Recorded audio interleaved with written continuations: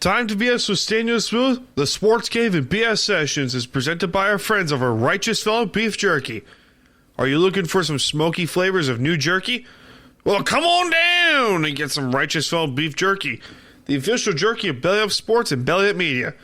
Use the promo code BELLYUP and get 15% off your next order at righteousfellow.com and satisfy your taste buds today.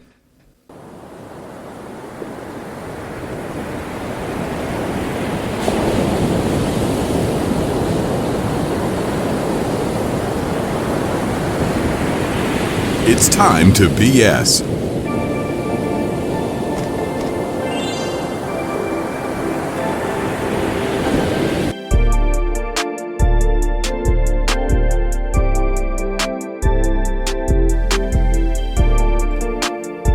Oh, let's play. That is a great reference for those who get it. Ladies and gentlemen, welcome aboard to the Department of BS. I'm coming to you from the lovely beaches of Long Island, New York. Part of the Belly of Sports and Belly Up Media Networks. In a chair this time. You've always been in a chair. No one's been able to see it until now. No one's been able to see this chair because this is my throne of stupidity. I like to call it. This is also my version of the Iron Throne. It's not... Sure. It's not anything special, let's be honest here. My name is Staniel Smooth. This is Time to BS with Staniel Smooth and also my co-host in this delightful stupidity fest. He is the man, the myth, and the legend from the U Stadium Network and from the sunny state of lovely California. Jack Mitchell. How's it going, folks? My delightful partner in chaos. There will be chaos, by the way. Good fucking lord. There's so much chaos, we couldn't contain it within a pre-recorded video, so we have to go live for this. So it's not even the fact that we just had to go live. It's that we've done this. We've done live streams before on Time to BS. We've done it numerous times. We have. The problem is, yours truly is fucking stupid. Yours truly is me. And could not figure out StreamYard to save his life. It's like, oh, do I have to do this button? Do I have to do this button? So if you hear Jack's sound clear as day, that means it's working. If you hear my sound clear as day, that means it's working. Fantastic. We love these things. Right, Jack? We love these things? We do. We absolutely love these things. Also, new sound button. Exhibit A.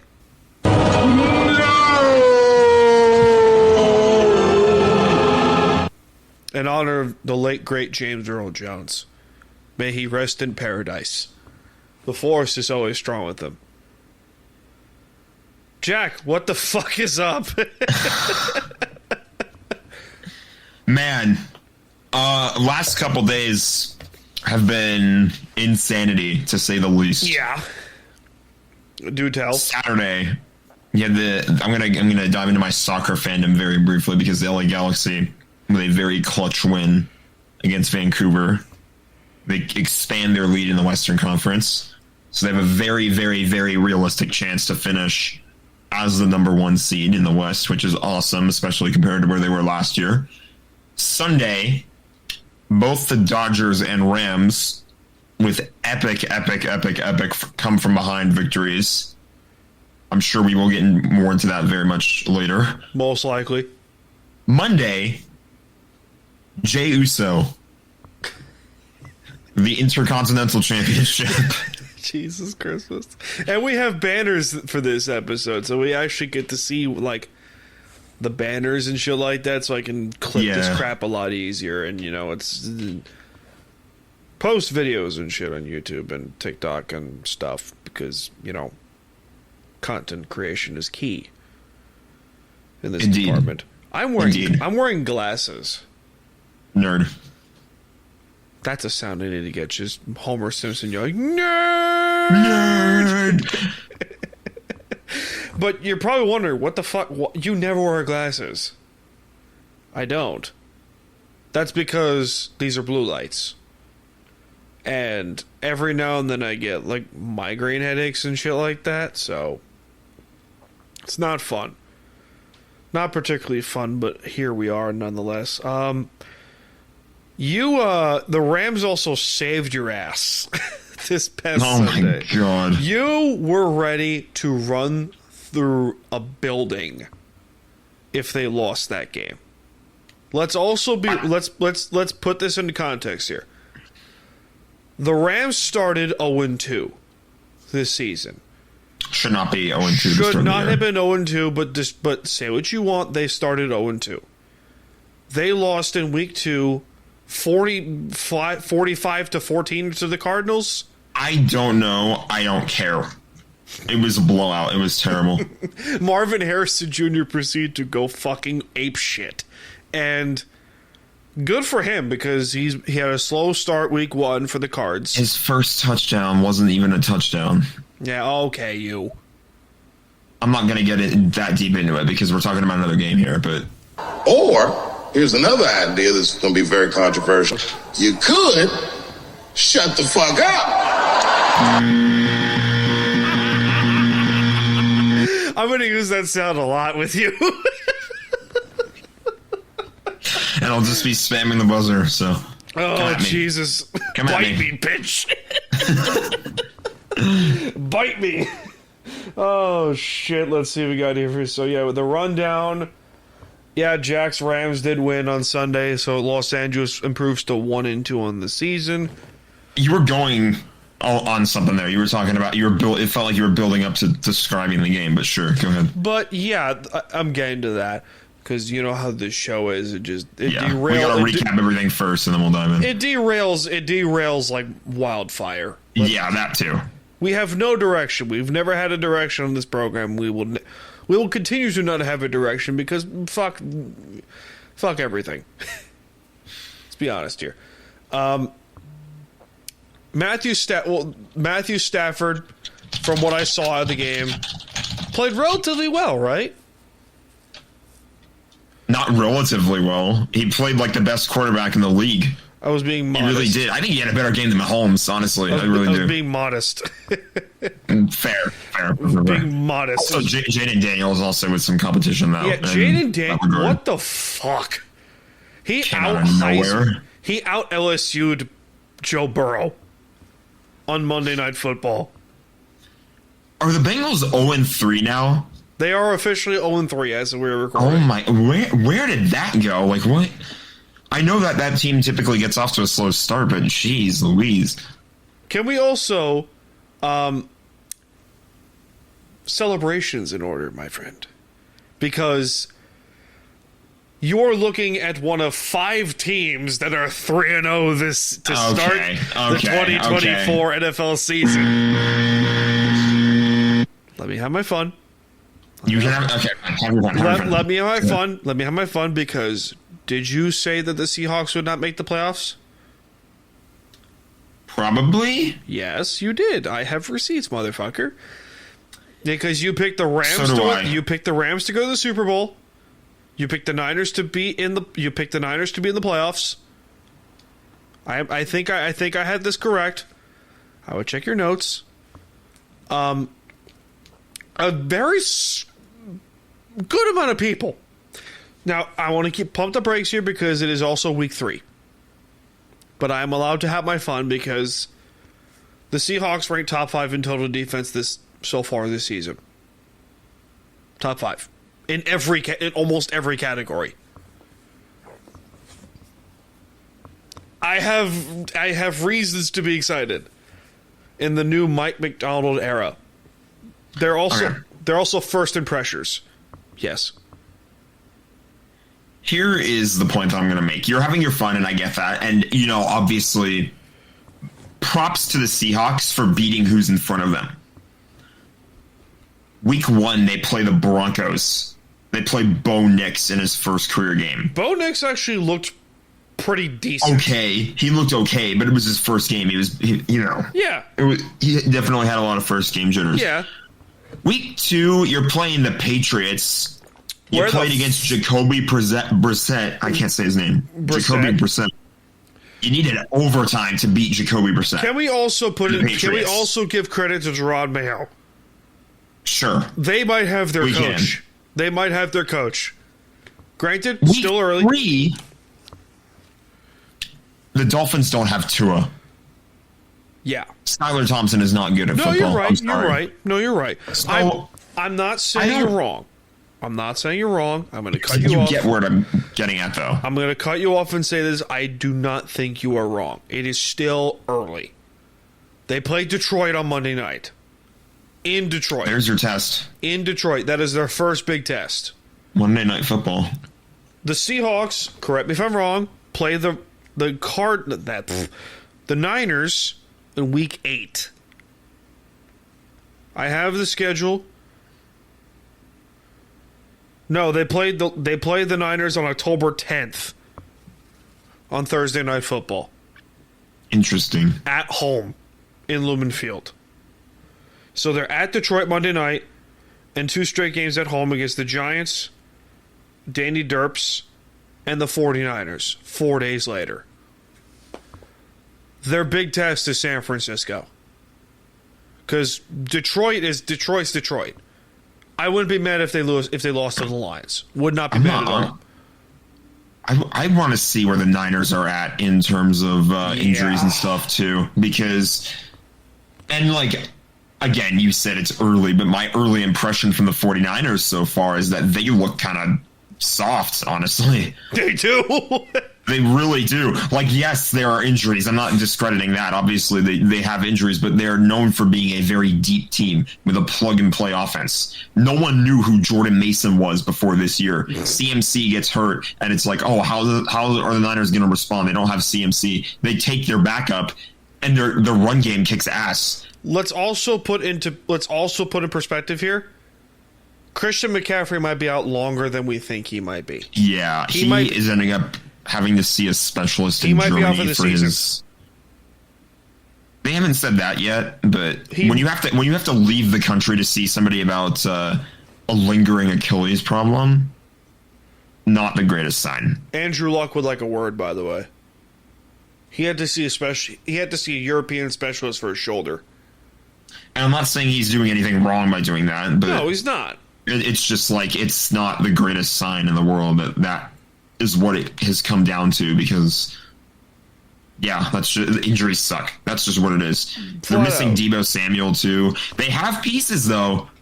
It's not like they don't have pieces. And Brock Purdy, I mean, I'm willing to give him credit. That was like one of those games where it felt like, he was getting the job done, and they didn't show up. Like, they blew a lead again under Kyle Shanahan. Hilarious. It's like the defense doesn't look very inspiring. They lost to the Vikings. The Vikings look legit, by the way. What the fuck happened to Sam Darnold? I was stunned. They actually, like, I think I predicted them of, like, only 3 wins without JJ McCarthy. They look legit. Yeah, they look scary. And by the way, I fill out my apology form to Minnesota. Brian Flores also, that man could coach defense. I don't like Brian Flores. He is good, though. Yes, we are aware. Rams PTSD from Super Bowl 53. Not just that Super Bowl, but sure. That's part of it. But that's not the only reason why. Why else? Now I'm curious. To his first career start. Oh yeah, it was against the Rams, right? Yeah, we shut them out in the second half, but we lost the game because we couldn't score enough points because we kept making mistakes on offense because their defense was just better. Who do you guys play? Oh yeah, I have game picks. You guys play Chicago, so you are in game picks. So to run down the show, we have some football talk. We got some hockey talk. Because, Puck is coming, Jack. Puck has arrived. I was watching preseason hockey last night, too. Hey, Isles and Rangers tonight, too, and from the Garden also. We got the lovely joy of being the opponents for the first home game for the Utah Hockey Club. We also got some thoughts on the upcoming Bad Blood Premium Live event. A debate on Bryce Young, which, don't start. We will get to that. Yeah, shut up, you. Favoritism on the Chiefs, the potential AEW TV deal. That's, you get to ask some questions and stuff like that, but I got you on that one. Game picks, Chiefs favoritism, and yes, Jey Uso did win the Intercontinental Championship. We'll talk about that, too. Why did it look like a praying mantis? It looked like a stick figure. My arms are skinny. Don't judge. Sorry, we don't judge here. I'm trying to fit within, like, because I'm closer to my screen than you are, so I have to, like, fit. To like scooch back. You don't have a zoom in the camera? You don't have a zoom back? I don't have a zoom. Damn it! I'm just a webcam. Maybe I can adjust the zoom, but I don't want to. We're lazy. If I could adjust the zoom, I probably would look into that, but I like showing off this True Dowdy sign stick, so. We like the stick. Do not.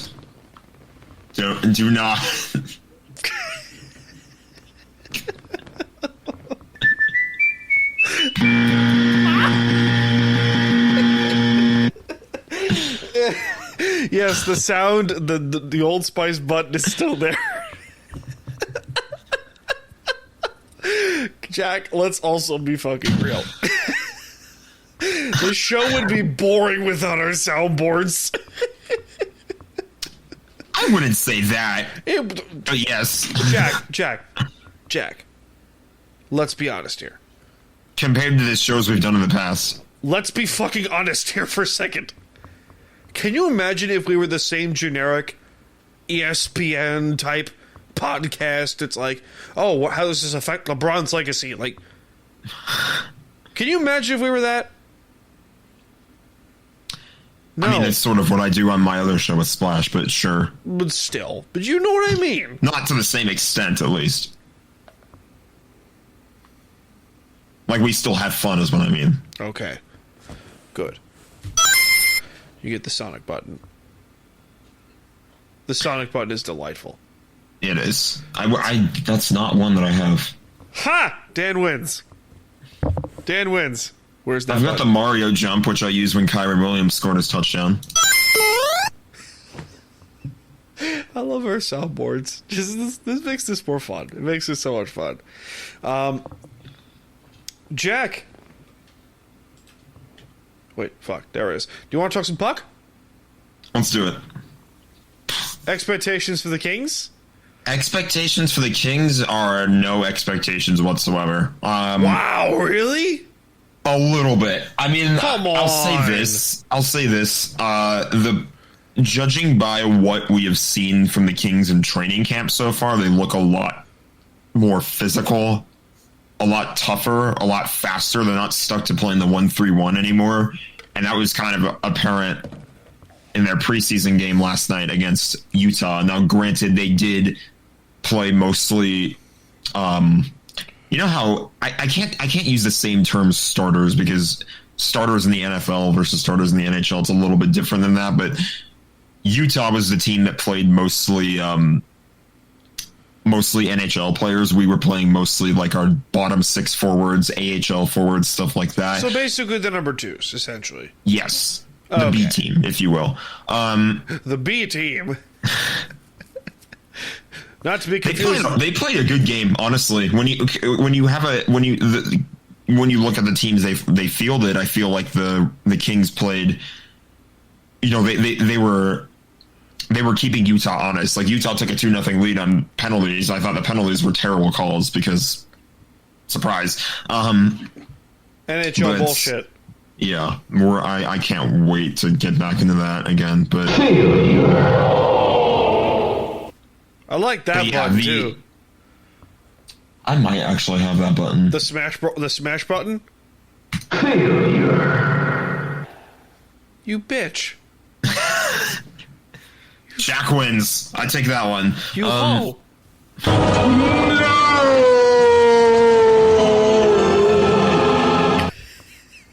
Just for that, Jack. Just for that. You will have to go one-on-one with The Undertaker! Don't do it, you bitch. Don't do it. Don't, you fucking slut.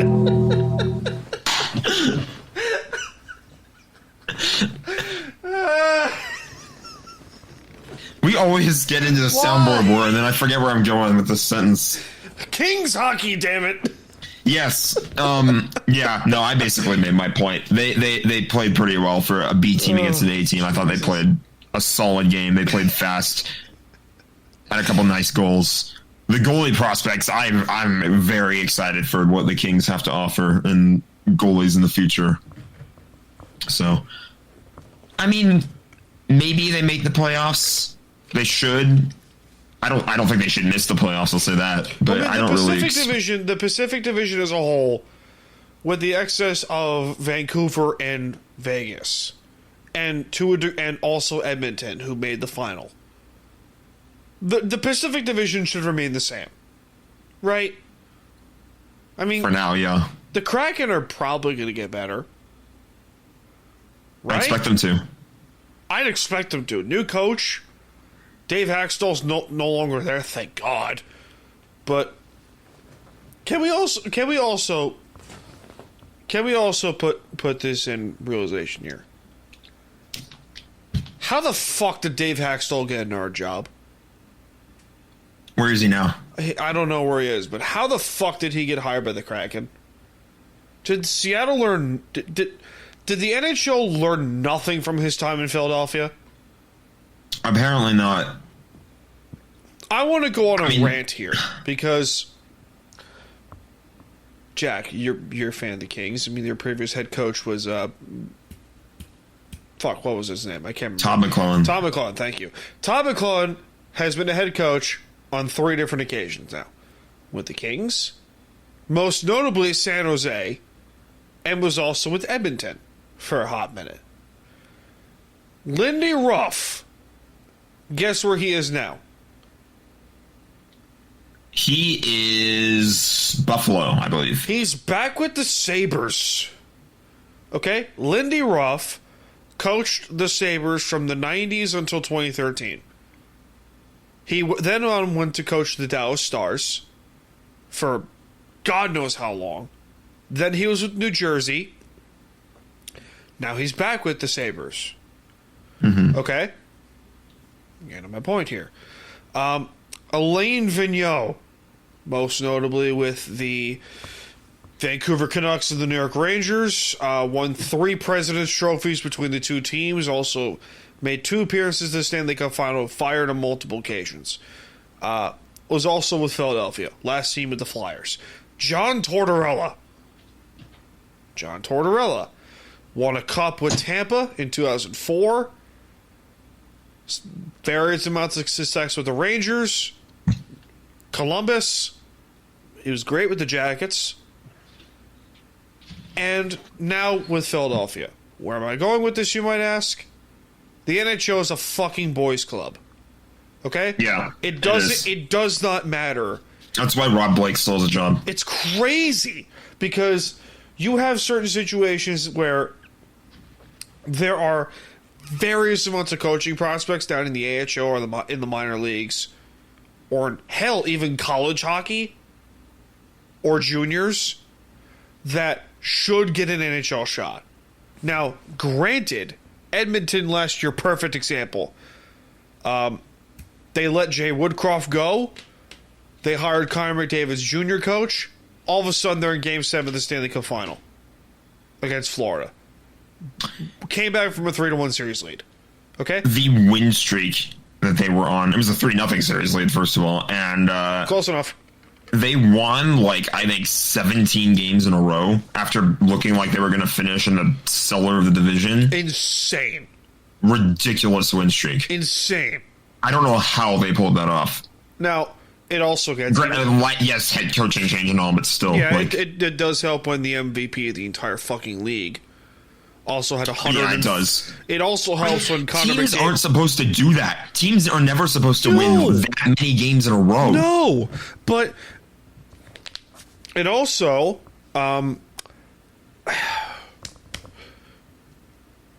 when the Islanders fire, I'll get to the Islanders and my thoughts on their potential season, their thoughts on the season in a second.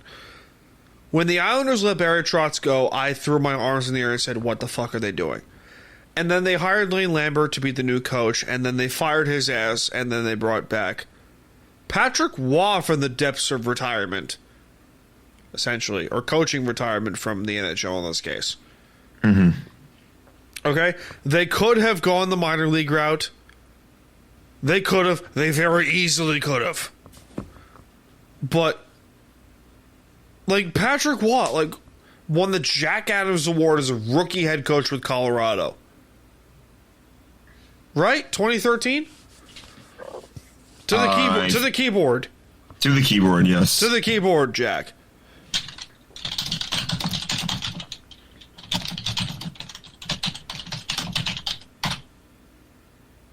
That should be a sound, by the way. 2014. 2014 Jack Adams Award winner, Patrick Waugh, with the Colorado Avalanche.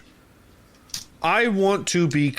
Travis, if you don't believe that the NHL is a boys' club of recycling head coaches, Travis Green is now the head coach of the Ottawa fucking Senators. Okay? It's bullshit.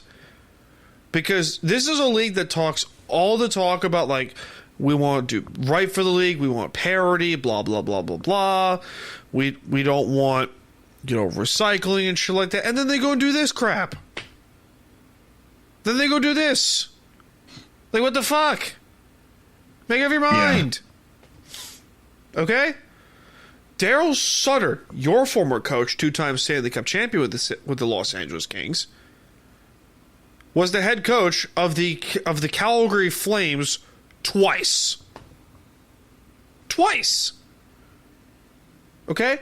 They brought his ass up from the farm to coach the Flames. Okay? Like, Dave Haxtell, who was a disaster with the Flyers, got a job at the Kraken. Now, he's since been canned, but it... My point is that it's like, if or when Rob Blake and Luc Robitaille get canned by the Kings, right? There's a win here. Because they're... Right? Am I wrong? I'd say so, if Blake got canned. If Rob Blake gets canned as general manager of the Kings, they're probably going to hire Dustin Brown.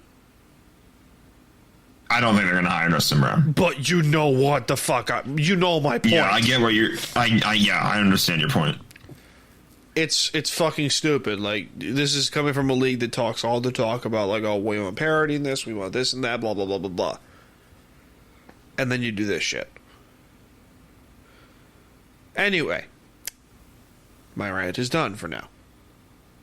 Thank God, because now I can use this button. Or, here's another idea that's going to be very controversial. You could shut the fuck up. Isn't that such a great button?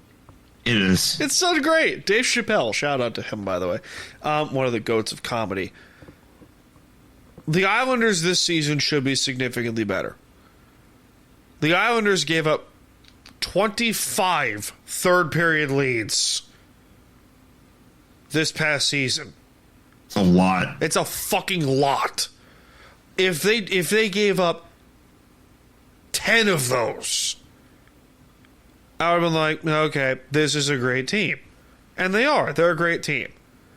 Now, Scott Mayfield's back for this season. He played a majority of last season on a broken ankle, basically a shattered ankle. Mike Riley, who played great in his place, he's back on a 1-year deal. Anthony Duclair, who was the quote-unquote big-ticket free agent that they signed, is not even the one I'm most excited about. Jack, I want you to look up the stats of one former KHL player, Maxim Siplikov of the New York. How do you even spell that? Maximts. Okay. It should pop up right there. Yeah, that pops up. Yeah. Look up his stats in the KHL last season. In 65 games. He is also 6'4", can move, and is a sniper. This is the KHL, keep in mind, ladies and gentlemen. 65 games, he had 31 goals. Yep. 16 assists, so that's 47 points. Plus minus of 12. Good lord. on a they got him. And for those out there who are listening, and there's a decent amount of you that are listening who are Islander fans, I want to be real here. The same people that say "fuck you, Lou Lamoriello," he got that guy who is 6'4" and is a speed demon from the KHL. I'm so pumped about this guy.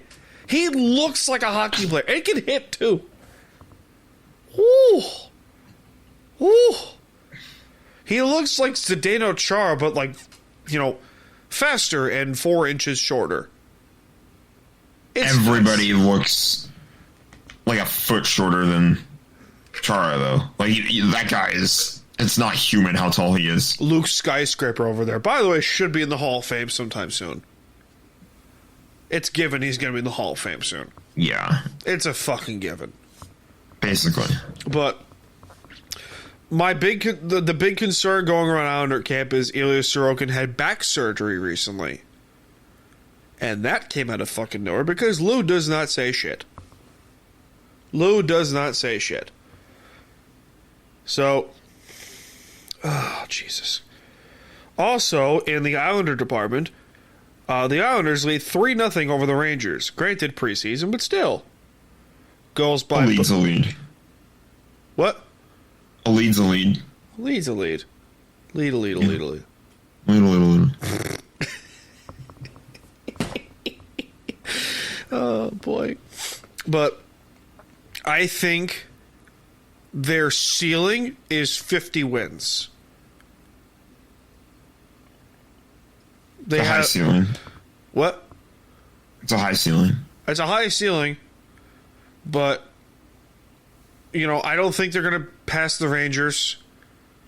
Carolina's going to fall apart, which is exciting because, good Lord, the Hurricanes lost a lot.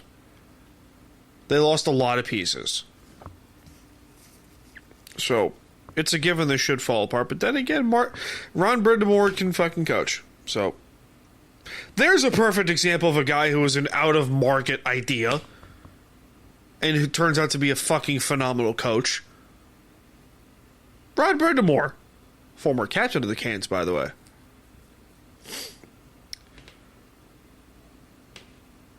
Jack, you done with Puck Talk? Yeah. I'm not done. I was just wondering where you were going with that. I went on a rant as per usual. Okay. I have a question for you. So,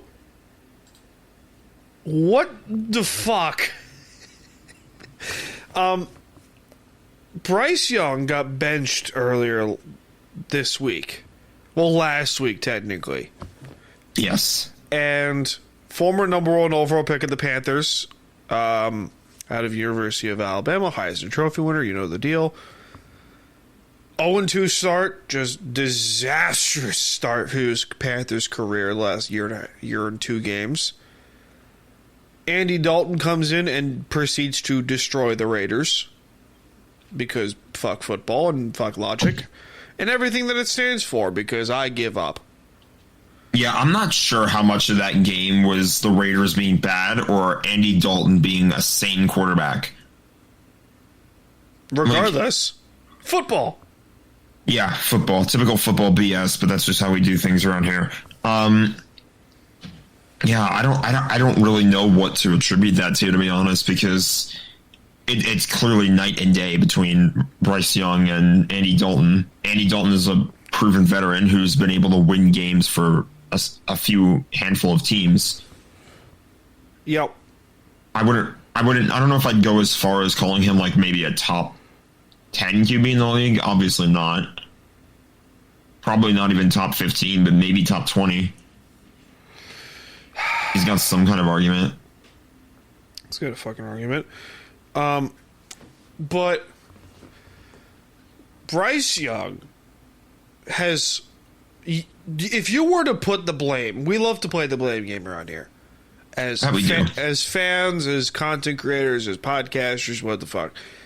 As Twitter users, whatever. We love the blame game. The blame game is fun. I played too much of the blame game on Sunday. We all do. Let's be real here. On game day, regardless of the sport, we love to play the blame game. The blame game keeps everything going. There is no one you can blame more than David Tepper. You cannot blame anyone more than David Tepper at this point. The owner of the Carolina Panthers basically has punted on Bryce Young's development. Punted. Now, I get it. It's the Peyton Manning route. You want to start the first overall pick right away. I get it. I completely understand, especially if it's a quarterback. I get it. I completely understand that. But at the same fucking point, Bryce Young, even despite winning the Heisman Trophy at Alabama, was a project. He was. He was a project.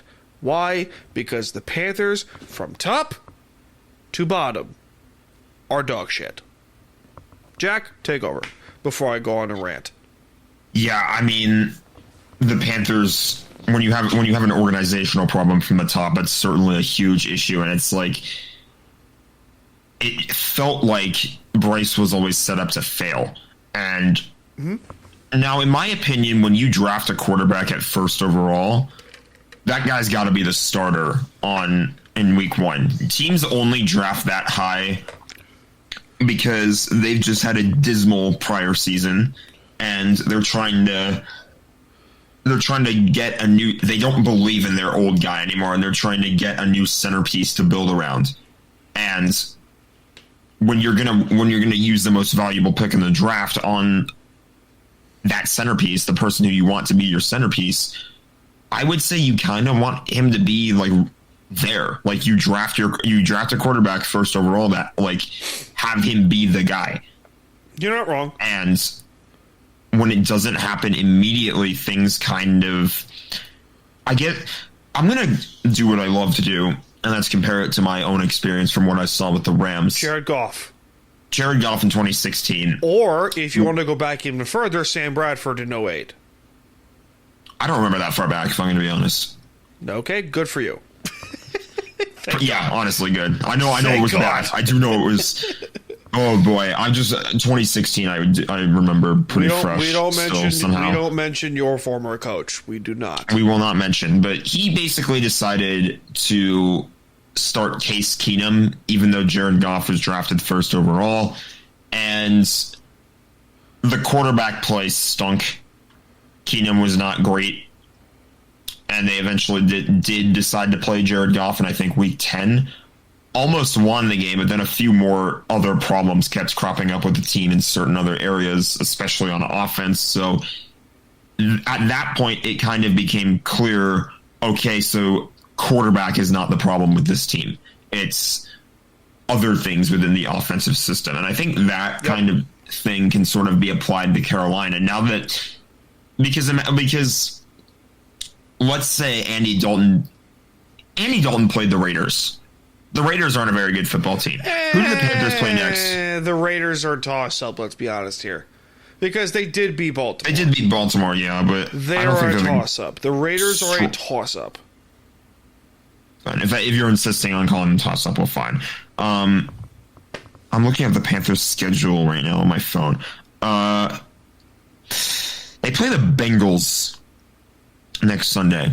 That's a bounce-back win for Cincinnati if there is one. Assuming the Bengals can finally get their crap together, please, because they're 0-3 for some reason. They lost to the Patriots for some reason. Fuck logic, I guess, huh? Yeah, fuck where I was going with that sentence. I was about to say, like, they might, like, depending on who their opponent is. Like, if the Panthers played, like, the Chiefs next week or something, or not even the Chiefs, like a team like, I don't know, who's like a good but not like over the top team. I can't think of one off the top of my head. Washington? Sure. Because like if they played Washington and you look at the quarterback play, and the quarterback play compared to what Bryce Young is doing doesn't really improve that much, then I think you have a legitimate argument as to, okay, so quarterback isn't really the main issue. It's that we have an offense that just isn't being run well. Okay. So You're I right. think we're You're right and you're wrong in this respect. Because if Andy Dalton continues to ball out, then it's a Bryce Young problem. yes, that's what I'm saying. You're right. You're right in the sense of it is a system. It is a system issue, but could also be a player issue. Bryce Young was a project coming out of Alabama. He straight up was. There were concerns about his height, but there was concern about his size, not just his height overall, but his build, just straight up.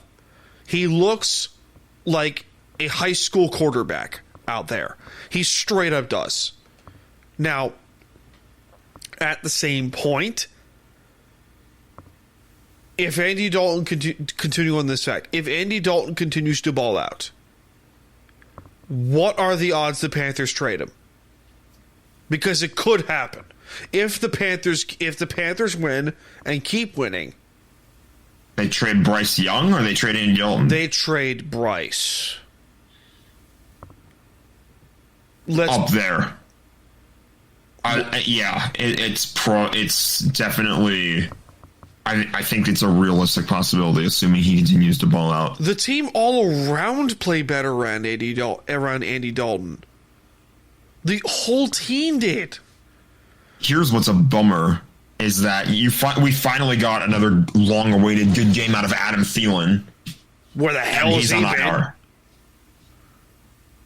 He's on IR now. Oh, okay, right. Forgot about that. They finally reactivate him and then he gets hurt. Is basically what I'm saying.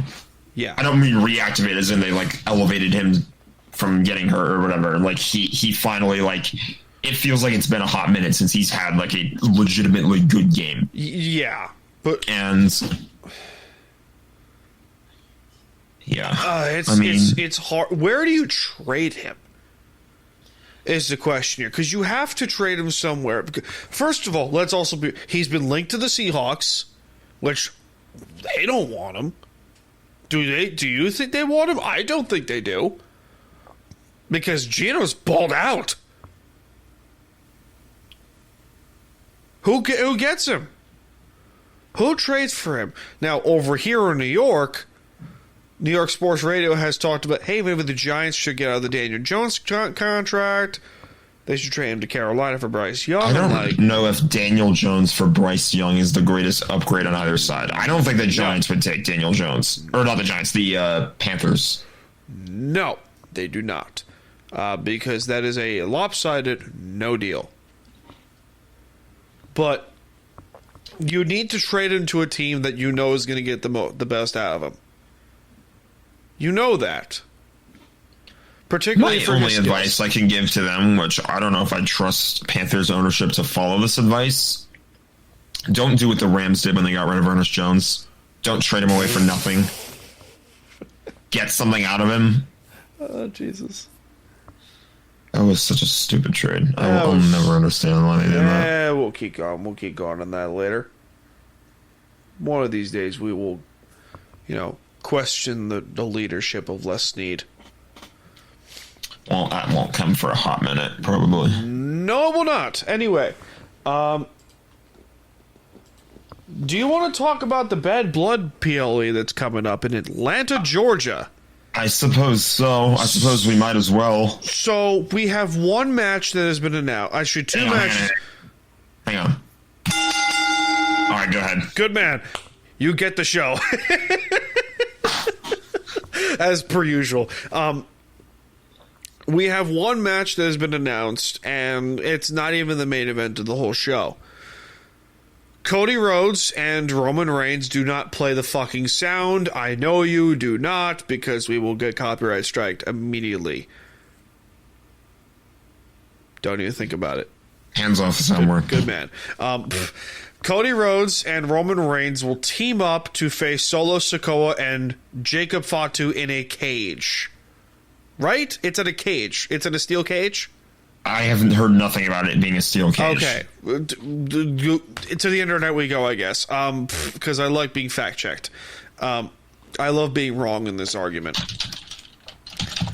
But Jacob Fatu and Solo Sikoa will team up against Roman Reigns and Cody Rhodes. And let's put the Booker cap on real quick because we like the Booker cap. I sense a heel turn incoming. And it's not for who you think. Okay. Who do you... This will not be in a cage. It's not in a cage. Thank you. Not in a cage. I predict Cody turns heel. This doesn't seem like the type of match where he would turn heel. But let's also look from a realistic perspective here. This match is not main eventing the PLE. We don't know that. Cody, this is what has come out so far. It is not yet confirmed, but from what we know from rumors, it will not main event the PLE. If you're going to have a perfect opportunity to turn Cody heel, it would be against Roman Reigns. Now, because you're not going to turn Roman heel now. You can't. But I don't think it happens with Cody either, because Cody was the one who wanted Roman to, like, if you've seen the absolutely legendary promo that was on SmackDown last week. Beautiful. That was cinema. Beautiful. Cinema. Cody was the one who basically was telling Roman, I want your word that you'll have my back. And people are so pissed. Cody's not going to turn. And various people are pissed about this, i.e. Kevin Owens. I'm sure they are. Dude, it has been the reaction. Treat. It has been a treat scrolling through my For You tab on Twitter and seeing all of these toxic-ass Roman Reigns fan pages up in arms and, like, swallowing total copium. Seeing Roman team up with Cody. It's not even just that. People are saying that Triple H is, like, destroying Cody's booking or some shit, which is like, okay, whatever. It's a random. Yeah. It's for Hell in a Cell. That's what this is. Bad Blood is the replacement for the Hell in a Cell pay-per-view. Yes, that's what this is. It's completely centered around. If this were WrestleMania, different story. They literally changed the Bad Blood logo to have the steel cage in it. Fucking beautiful. The Hell in a Cell in it. Which, by the way, Hell in a Cell is not equivalent to the horrors of the Elimination Chamber, because all bets are off in the chamber. I mean, all bets are off in the Hell in a Cell too. But yeah, you're not wrong. But the chamber is more terrifying because there's 6 of you. But anyway, there's 6 people. It's a very imposing structure, we'll say the least. But we digress here. And people are losing their marbles on this. I will be the first to say this. This is going to be a fantastic match. It is. It'll be fantastic.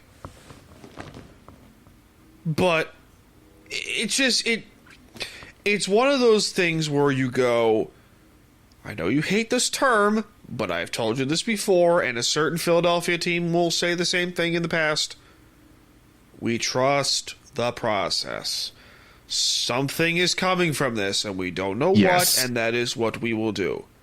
Yeah, I mean, yeah, I often try to just keep that in the back of my mind while watching WWE. Like, I have friends who will always try and come up with, like, a theory of, like, okay, this is what Triple H is cooking, and this is what's going to be in this PLE. This is going to happen. Shut up. We don't know. Watch it, enjoy it in the moment, and let it play out. We don't know. Just let it go. We don't know. And that is what makes booking amazing. Is even when you least expect it, we don't know. We don't. I didn't expect what happened last night. Yes. Honestly, a lot of people didn't. So just let it. We'll get to last night soon. But we'll get to last night next. Let's be honest here. But we got the rest of this card to go through. So. Yeah. Well, we don't have what else is the card? Bronson Reed is. I just closed it. Actually, what's in the rest of the card? Here's the rest of the card so far.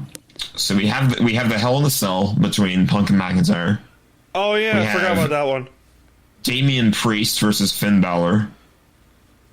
We have Rhea Ripley and Liv Morgan for the Women's World title, with the newly added twist of Dominic Mysterio hanging above the ring in a shark cage. Shout out, by the way, to Eddie Guerrero and Rey Mysterio for the custody of Dominic match. That is and incredible. Survivor Series, by the way. Shout out to that. So there's that, and then there's Cody and Roman versus Solo and Fatu. Do we have another match incoming? Because there is a We certain... might. I think it's possible. There's Bronson Reed and Braun Strowman? No. I don't think that's going to happen because that's already been announced for the next Raw. On Raw, they're calling it a last monster standing match. There is so much meat in this match. Meat. What was that? That was a regular show. Okay. Where is it? Hold on, I have to find it. Got it.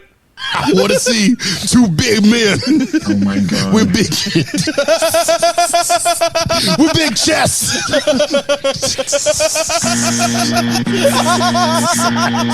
and big muscles bumping meat.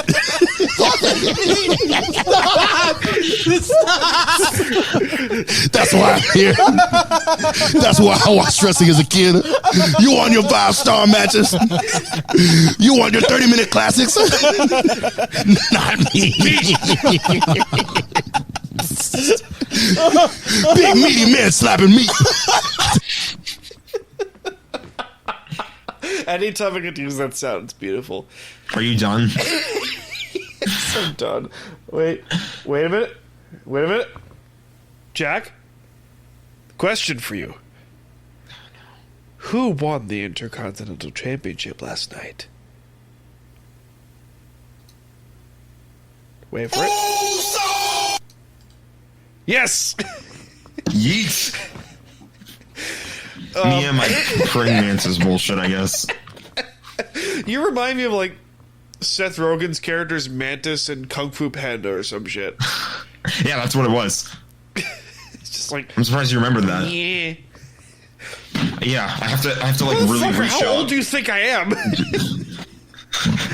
I love Kung Fu Panda. It's like right there in my tower of bullshit of movies. I love Kung Fu Panda. What the fuck? Kung Fu Panda's a good movie. It's a really Great good movie. Wait a minute. I'm older than you. Yes. And? You just said, I'm surprised you remember Kung Fu Panda. Motherfucker, Yeah, I it came love... out in like 2008. Yes! I was 11. Oh, good lord. Anyway.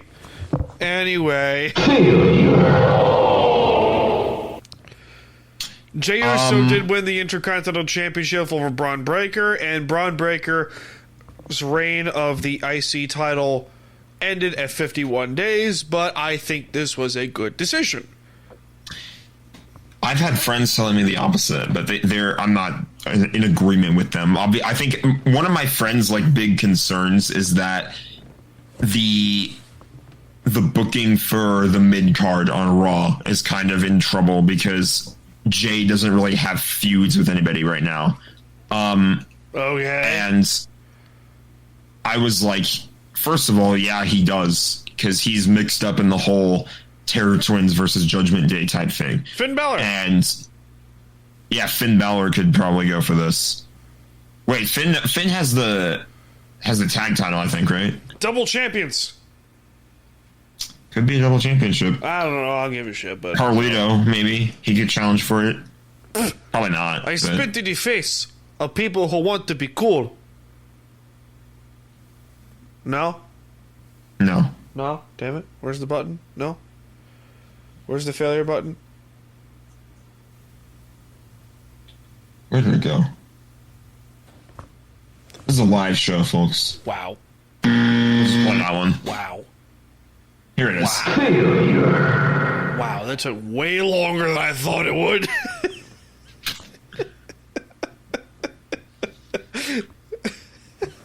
What the fuck was that? That took way longer than I thought it would. That was beautiful. Beautiful disaster. Jeez. Oh, God help us all. Anyway, from a booking, not even from a booking perspective, from a draw perspective, Jey Uso clears Braun Breaker by a fucking mile and a half. Do you see how over this guy is with the crowd? Yes. This is what I kept telling people, too, in response to it. They're like, I don't know about the mid. Like, okay, sure, you can debate what's going to happen with the mid-card booking in the future, fine. But do you not realize how over this man is? Mm-hmm. The whole crowd, the entire crowd, that was one of the loudest pops I've heard in a long time. It was crazy. Honestly, I'd be willing to say that was the loudest pop since Roman came back at SummerSlam. It was nuts. And I in my short time watching WWE, I've never seen like a whole crowd be like so unified over one guy in a match like that. I want you to watch Kofi Mania. Kofi Kingston winning the WWE title over Daniel Bryan at WrestleMania 35 over in New York City. It is fucking amazing. It took 14 years for Jey Uso to win a singles title. By the way, this whole main event Jey Uso thing started because Roman's best feud when he was just the Universal Championship was with Jey. During the Thunderdome era, during the pandemic, the whole reason Jey Uso got the main event pushed the way he did was because of his feuds with Roman during the pandemic era. It's the biggest reason why. And management was like, oh shit, this guy can actually do a singles run in the ring.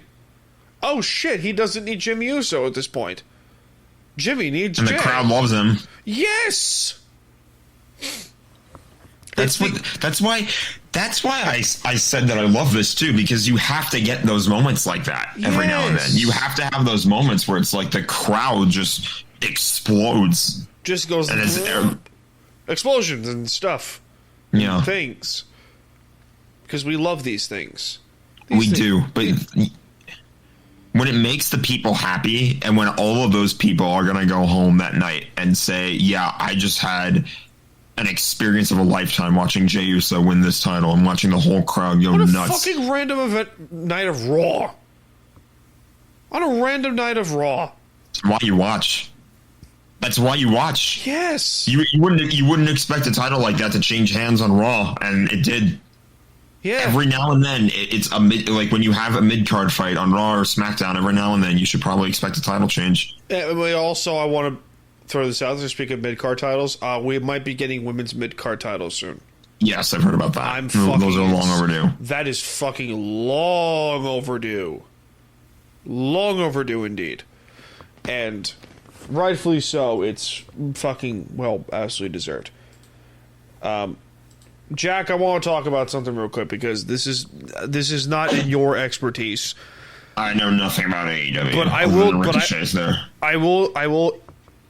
I will inform you about everything that's been going on with AEW. I am not the biggest AEW fan on the planet.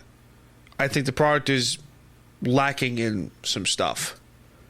There's some talent on that roster, but there is a majority of the problem to why this company is not in the millions ratings where they should be is because of the booking and because of the writing and because of the in-ring performances. There's a lot of shit that contributes to why AEW is not getting the success that they should be getting. The last time they hit 1 million ratings was February of 2023. It was the last time they hit 1 million ratings. And people are just like, oh, ratings don't matter. It's like, okay, the fact of the matter is this. If you don't have good ratings, you're not making money. Jack, you and I are Star Wars fans. We can have a whole fucking discussion about The Acolyte and how that show did not fucking draw ratings. It did not. It was a bad show all around. And people are losing their fucking marbles because The Acolyte was lore this, lore that. It was lore this, lore that, bullshit this, bullshit that. But the fact of the matter is, it did not draw ratings. It didn't. And for the people that say AEW is still making money, I guarantee you if that company went public, their books would probably be in the red. There's no way in fuck that company is making money the way they are. There's no way. And from a business perspective here, the rumor deal that's going around is $170 million a year towards it for AEW from Warner Brothers, HBO, and so forth. They're going to go the Peacock route, which is, stream AEW pay-per-views on Max. Which is, okay, that's honestly, it's a good idea because Peacock has done really well. WWE PLEs have done fantastic on Peacock the last few years. They've done great. They've done fantastic. Don't believe me? See the last 2 WrestleManias for details. But Tony Khan refuses to keep his mouth shut on a deal that isn't even happening yet. It's not even happening yet. We're only hearing rumors and reports of said deals. It may or may not even fucking happen. Okay? Let's just be honest. Let's be fucking honest. It's like, throw the Rams in there. It's like if the Rams were to keep, if the Rams were keep like speaking up about a potential, throw a random player out there, Todd Gurley extension or some shit. And they say, oh yeah, the extension is coming, the extension is coming, the extension is coming. And then Todd Gurley goes out and says, yeah, I got nothing. That's what this is. That is essentially what this is. This is smoke and mirrors for something that may or may not even be real. Now, we could speak on this until we're blue in the fucking face about ratings and stuff like that. SmackDown and Raw combined are having like 3 million viewers in terms of ratings. Okay? NXT is blowing AEW's A show, Dynamite, out of the fucking water. Okay? Granted, it's by like 20,000 viewers, but still, that's a lot. That's alarming for AEW's top tier show, Dynamite, to be beaten out by, let's be honest, WWE's developmental fucking program. It's a problem. Yeah. It's a fucking issue.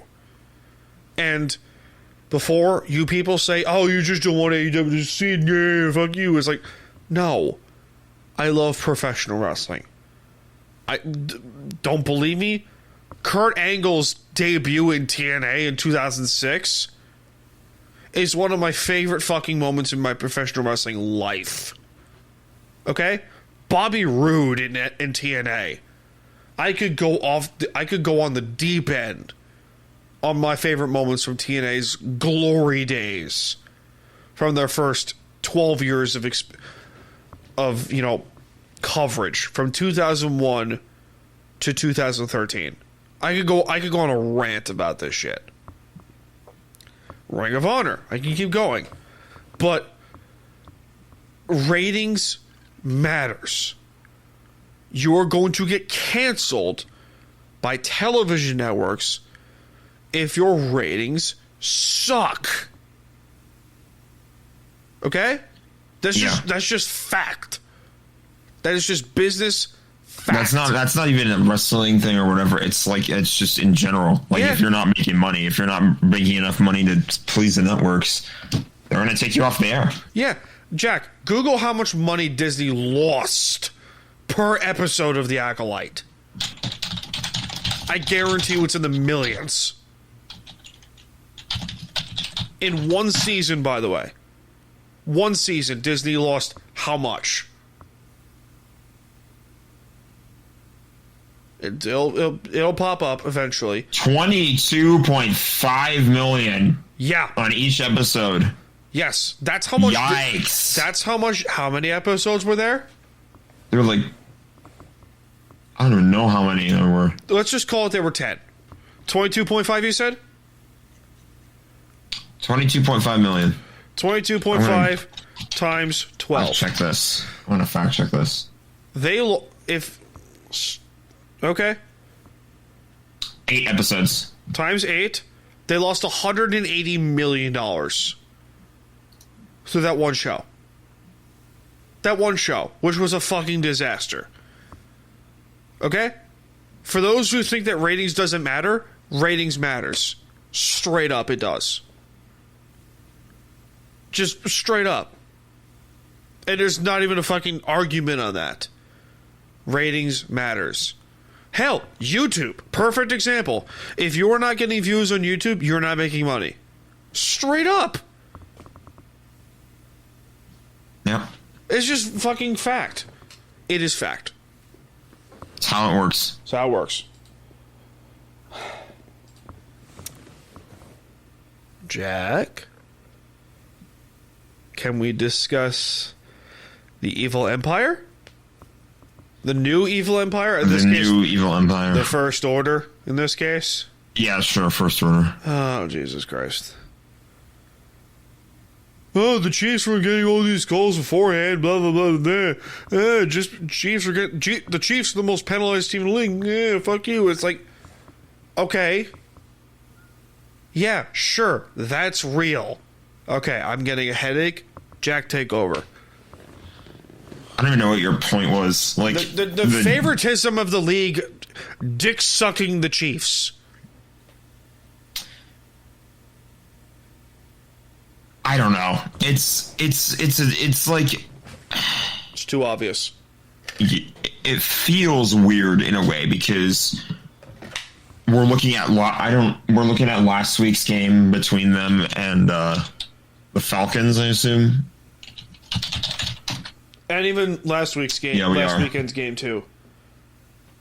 Yeah, I think this game between the Chiefs and the Falcons, it's tough to say favoritism per se, because whether that moment was pass interference or not, the Falcons still got the ball back. Yeah. The Falcons still had an opportunity to go win the game. Yeah.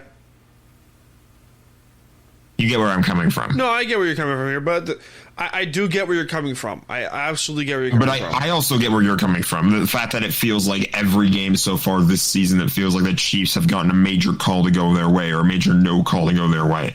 And It's like, okay. At one point, you can't even hide it. At least at this point, I'm expecting it. We can get mad all we want. We can get pissed off all we want. We can get annoyed as fans. But sports as a whole has done this for decades. Don't believe me? The entire 80s and 90s era of Michael Jordan Bulls. The 80s, the 70s and 80s Lakers. You know? The fucking the Yankees. Oh, good Lord, don't get us started on the Patriots. You know? Yeah, I get what you're saying. Favoritism is real. Vegas, Edmonton, I deal with that a lot. I'm thinking of a lot of favoritism. Fucking crazy shit. It's crazy shit. I don't know. I don't love to complain about it because a team finally unseated the Patriots as the go-to number one dynasty in the league. Yeah. And people just want to blame the refs the whole time. No, it's nice to see because the Patriots the Patriots fan base is worse. Yes. They were hilariously worse. But this fan base is Taylor Swift. So. Oh, Jesus Christ me. Jesus. Where's the button?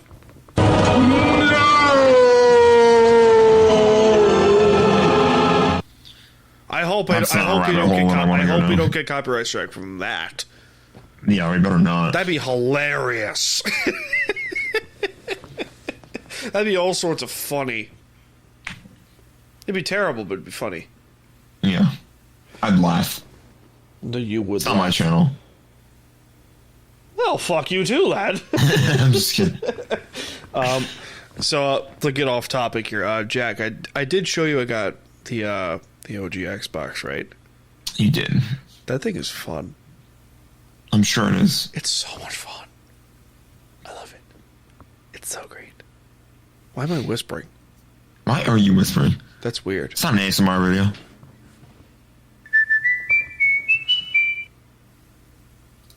I had to. I made to. You know what? I'm gonna let that one slide. Yay! Exciting. Yeah. We like these things. Can we talk Seahawk football, please? We already did, I thought. Did we do it? Briefly. I'm losing track of everything. Hold on. Let's check the rundown. I'm pretty sure you did. You mentioned, like I said, like they played a bunch of weak opponents. Yes, I got one. Who's getting fired first? Mike McCarthy or Zach Taylor? Probably Zach Taylor. At least the Cowboys have a win. You sure? You sure? Because the Bengals should not be 0-3. It's Jerry Jones, dude. I get that, yeah. Come on. I'm just talking. I understand where you're coming from. I'm just talking from a what they should do perspective. For the memes. That was loud. I'm sorry. It's okay. It wasn't that loud in my ears. You're fine. Thank God. All right. Nah. Sounded like a goat.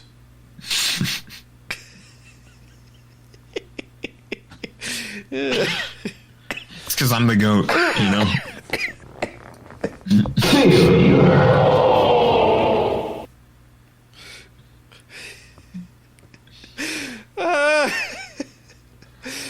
Jack, how about this? Zach Taylor or Doug Peterson, who gets fired first? That's easy. Yeah, between those two, it's probably Peterson. Do you want to get to game picks because we're dragging?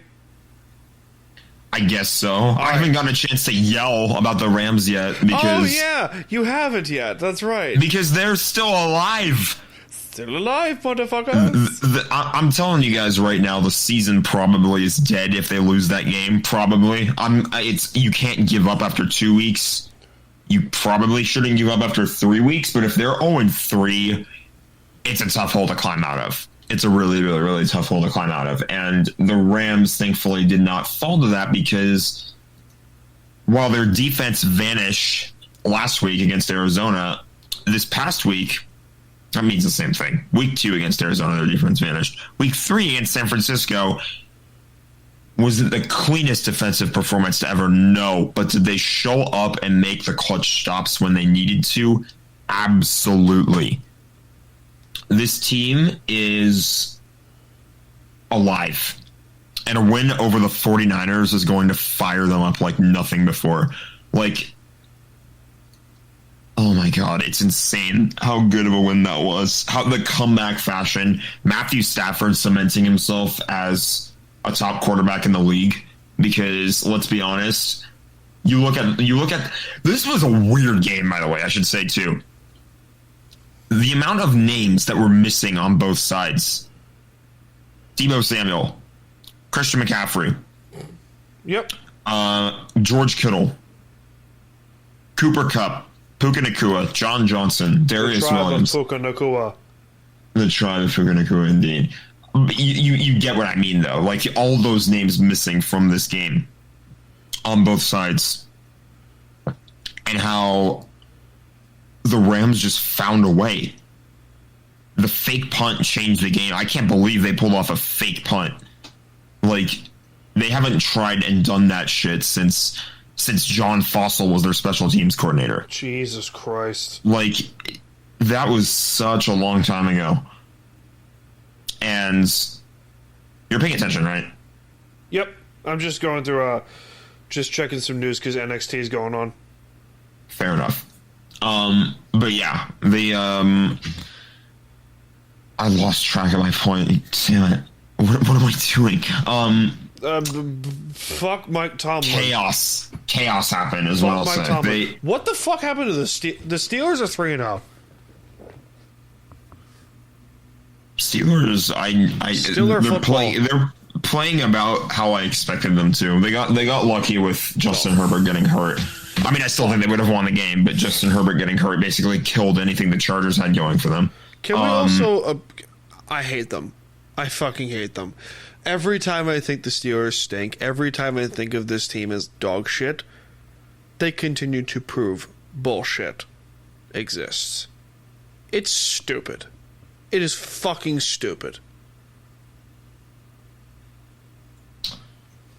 Steeler football. I hate it. Steeler football. Can we also... I have a question. The Seahawks play the Miami Dolphins. Granted, a two-less Miami Dolphins. The Dolphins' backup quarterback for this game... Well, the starting quarterback for this game was Skylar Thompson. He gets hurt. Tim Boyle goes in. So...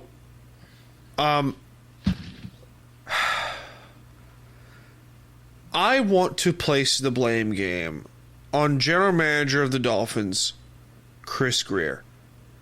You're telling me you could not get a veteran quarterback to come in, learn that system in a week, and play with Tyreek Hill.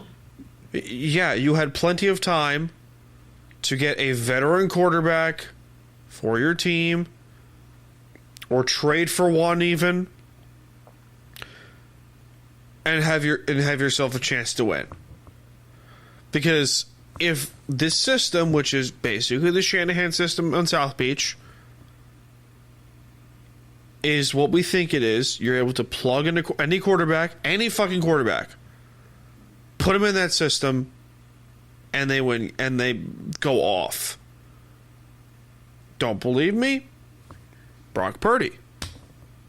Porn star Jimmy. Yes, I will place the button. Oh my god. Okay, now that one I'm shutting you down for. Okay. Well, that clip was hysterical. That clip will always be funny. But you know what I mean? It's like I'm the one that got up and left, and it was still funny. Fucking hysterical. But do you get what I'm saying, right? You got to place blame on somebody in this case, right? Yeah. In most cases, when something like that is wrong with a team, the problem usually falls to the head coach. I'm not blaming the head coach in this case, though. You can't blame McDaniel in this one. You can't. No, he didn't do anything wrong. Even he was pissed off. Like, what the fuck? He was infuriated. He's just, what the fuck? We're dragging, so let's head to game picks and we'll close out the show. Sure. Oh, Jesus fucking Christmas Christ. I need the full schedule this week. Game picks. Well, we have 5 games. We have 5 games that we're picking, so this will be relatively easy to do. 5 games, 3 NFC West teams, 2 primetime games, 3 normal time slots. All right, so we start off with the Denver Broncos going to New York to play the New York Jets. Trap game anymore? No? I think it's too early for a trap game. I think the Jets are going to win this game. Oh, my God. How long has it been since we've been able to say, hey, the Jets are going to win this game? Last year. They've had a couple games where you look at them and you think they should have won. And then they lost. Because fuck chaos. Yeah, exactly. We are dragging. Aaron Rodgers being hurt made everything unpredictable, let's be honest. I can see our tone and everything. We are dragging, dude. Yeah, we are. We are definitely dragging for We're a bit. getting to that part of the show where we're just miserable and terrible and shit because fuck everything.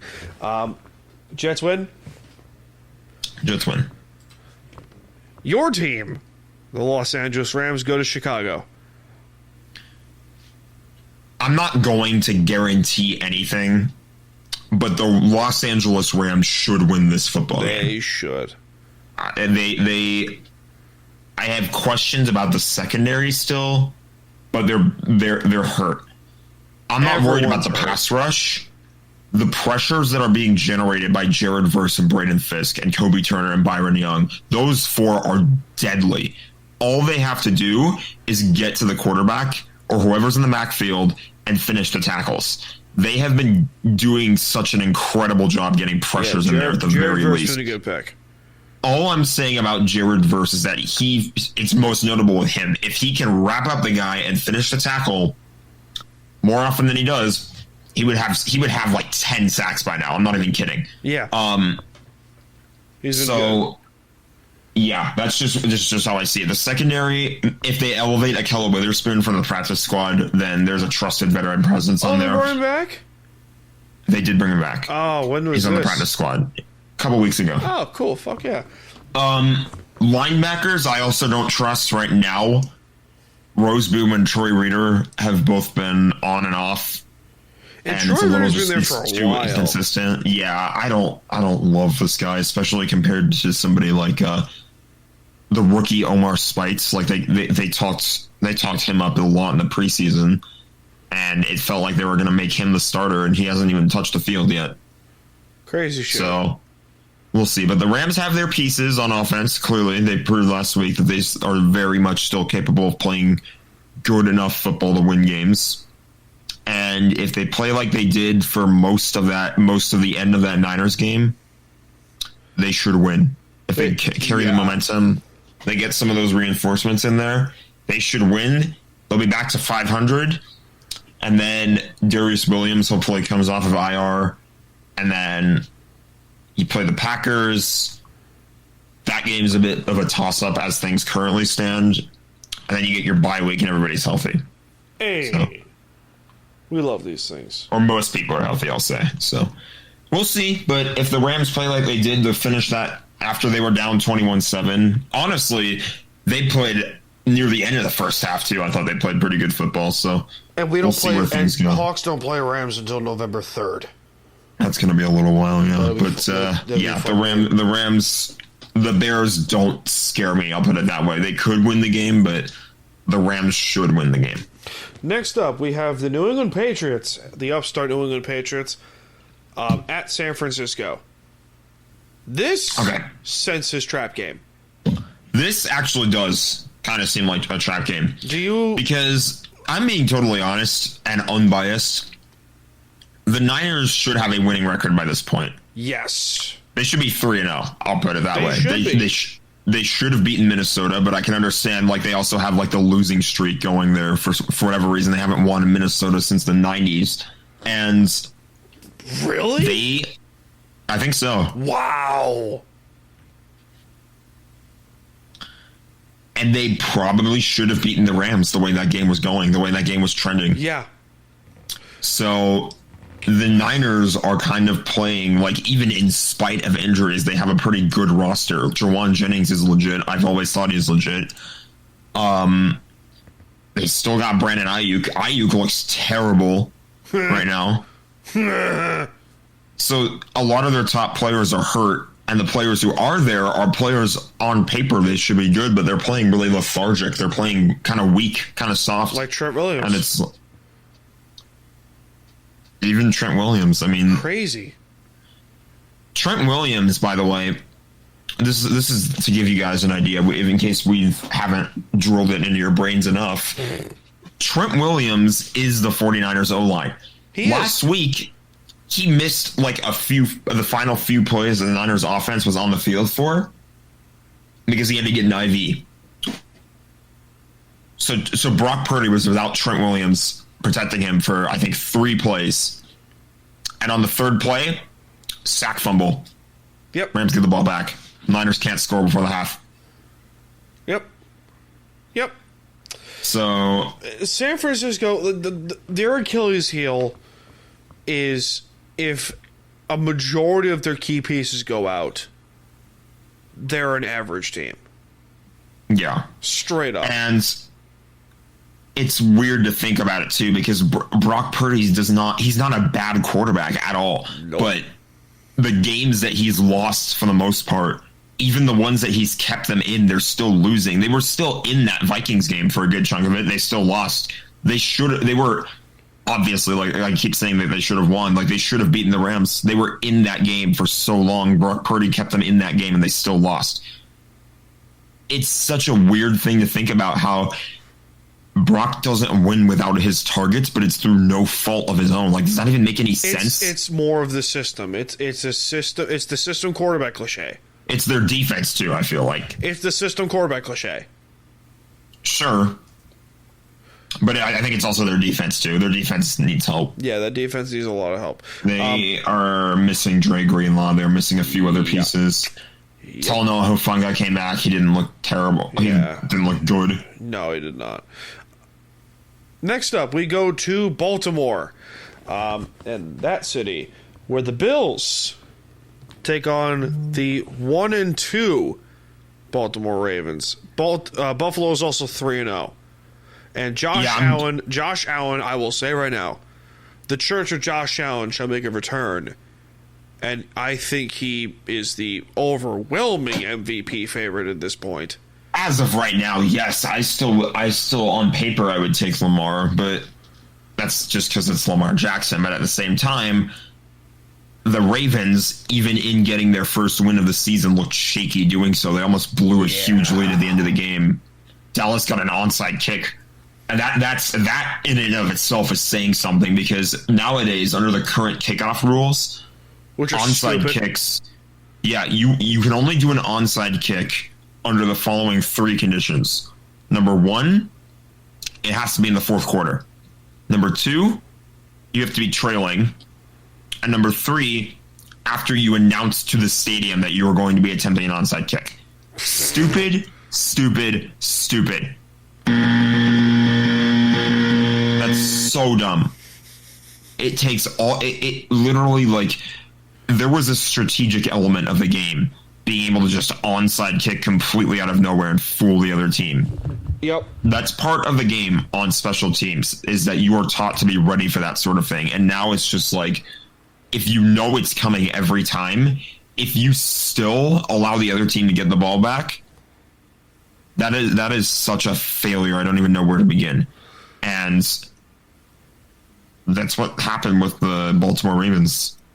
They still won the game, but they almost blew it away. I right now, under current circumstances, I think Buffalo wins. I think Buffalo blows them out. Baltimore's defense does not look good. I've been very impressed by the Buffalo Bills this year. I really have. Like, it feels like another kind of Kansas City type situation where they lost so many key contributors, but they're still balling out. Who would have thought the Stephon Diggs trade would have benefited them? Well, who would have thought the Kareem Hunt trade would have benefited the Chiefs? You mean the Tyreek Hill one? Tyreek Hill, yeah, sorry. Yeah, tomato. Next up, we go to Detroit. I always got their names confused. Yeah, it's all right. They're both eerie similar in terms of their allegations and stuff. I don't think we need to go down that rabbit hole. We don't need to go down that rabbit hole now. We don't have time to unpack all that, ladies and gentlemen. Let's just get this last game out of the way. We now go to Detroit, the Motor City, for Monday Night Football. One of the two Monday Night Football games this week. Seattle goes to Detroit to play the Lions. I'm gonna sit here and eat popcorn while you come up with a way to to see how the Seahawks win this game. I am genuinely curious. I'm going to toss up on this one. Detroit's better. Detroit is flat out a better team. Detroit should win this game. Detroit should win this game. I'm not the most biased individual in the face of the planet here, but like, Detroit should absolutely win this game. It's going to be Seattle's offensive line is in shambles. Anthony Bradford, good fucking lord, what happened to that man? Bradford leads the league in penalties, by the way, just throwing it out there. And just what the fuck? They can't. Charles Cross is the only effective lineman on this team, and Connor Williams as well. But like, other than that, like, what the fuck happened? Abe Lucas needs to come back now. They're starting right tackle, because George Fant's probably going to be out for a significant amount of time. Stone Forsythe, I like the guy, but good God, it's just what the hell. He's got his hands full against Aiden Hutchinson, rightfully so. If Detroit loses this game, it will be by fucking miracle. But Seattle, for some weird, godforsaken reason, has Detroit's number as of recently. So, actually, they are undefeated against the Lions since 2015. So, I don't think that lasts. what? I don't think that lasts. I don't think it lasts too, if we're being brutally honest here. Bias completely aside. Detroit should win. Yes. And I think it'll be close, but the Lions should win this game. It'll be a defensive fight. These two teams are going to fight each other, and I'm here for it. I love old school football like this. Can we also, before we close out the show, did you see that Mel Kiper basically said get rid of the too high safety thing? I did not. You didn't see this? Mel Kiper No. basically said, we need more offense. To sum this up, paraphrasing here, we need more offense. Stop playing too high safeties. Like, what? What?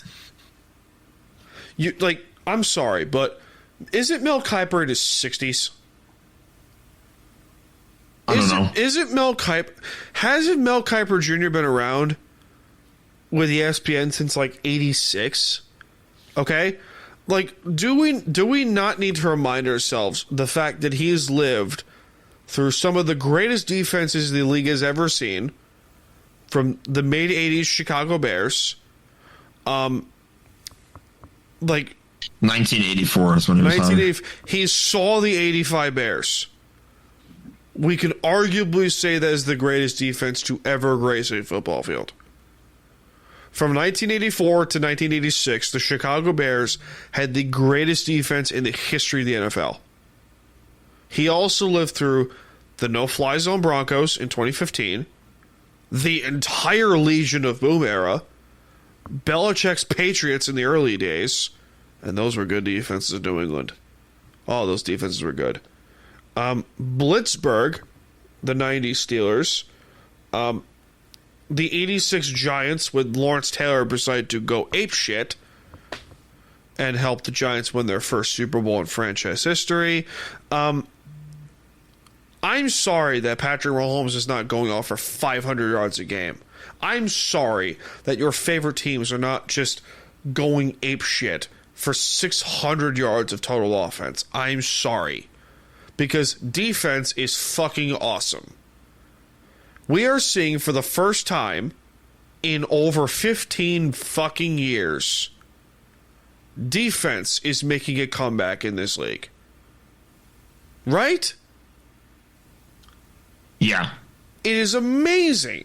I'm sorry that quarterbacks are now starting to average 250 yards passing a game. When was the last time we've been able to utter those stats? A game. Again, week 3. But still, in the age of modern NFL offense... With the mobile quarterback and everything. Yeah, with a mobile quarterback and everything. Okay? Lamar Jackson is averaging 1,000 yards rushing a season. Averaging. He's going to shatter Michael Vick's rushing record by next year. Hell, even this year. He's going to break Michael Vick's rushing record in fewer games. Okay? He is not a particularly great passer of the football. He can sling that shit. We're well aware. He can fling it 80 yards at will. But you are seeing a lot of quarterbacks now, including your boy Mahomes, that are throwing for under 300 yards a game and winning. Because defense rules. Shocker. Yes. You need to play defense in this game. You do. Shocker. Who would have fucking thought? This is why, especially with football, they always say defense wins championships, because it's just how it goes. You have to get the stops on the other side of the ball. You're going to spend most of the game, not most of the game. You're going to spend at least half the game without possession of the football. In most cases, Amen to that. you gotta do what you can when you don't have the ball. You're gonna stop the other team. Straight up. Amen to that, ladies and gentlemen. So with that being said, we've been doing this for an hour and 30 minutes. Good Lord. Ladies and gentlemen, that is Jack Mitchell of U Stadium and of the sunny state of California. Have the sports desk too. Don't forget and the about sports that. desk too. Completely forgot about that. My bad. That's on me. And, Yeah, we're doing that again now. It's the first time in a while, so don't. Hey, that's fucking I don't blame awesome. you. We love this shit. I'm Staniel Smooth. I'm coming to you from the lovely beaches of Long Island, New York. I'm part of the Bev Sports and Belly Up Media Networks. This has been Time to BS with Staniel Smooth. Be sure to like, subscribe, follow the show, and all sorts of jazz and stuff and things. And we love crazy shit because, you know, we're weirdos. Reasons. Yeah. All right. Ladies and gentlemen, thanks for tuning in, and we will see you all in this life and more certainly the next one. Cheers, ladies and gentlemen. Peace.